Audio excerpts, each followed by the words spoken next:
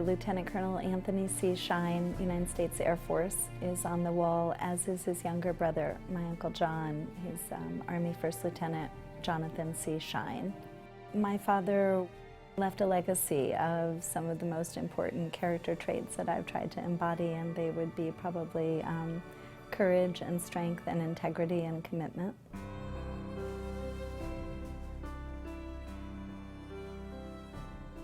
My father was a strong man. He was strong both in character and physique. He was 6'4" and loved all kinds of athletics and sports, played college rugby and football.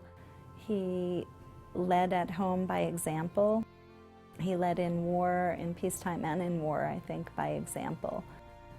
So with a father and an uncle on the wall, it's a special place, a special memorial, something that honors what my family has given to this country. I was 8 years old when my father's plane descended a cloud covering on the border of North Vietnam and Laos, and he was listed as missing in action.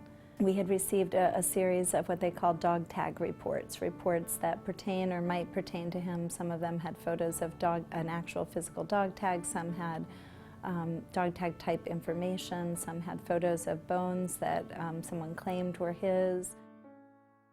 And so when I went into Vietnam in 1995, our government had found a tentative crash site in the vicinity of my father's loss and had interviewed some villagers, one of whom had a helmet that he said was his memento of the Vietnam War. When I met with the villager, he gave me the helmet, and when I turned it over, my father's name was handwritten inside it. And when I climbed with him up to the site of the crash, I found large pieces of aircraft that had serial numbers and bags of wreckage. And that was the ammunition that I needed to be able to press our government to go back in and do a full-scale excavation, which they did and did well. As a result of that, we learned my father's fate.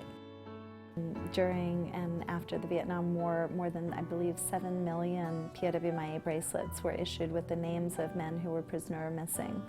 And people wore them as a public awareness tool. I wore mine for 24 years. As an adult, I actually put my POW bracelet in the casket when we buried my father's remains at Arlington.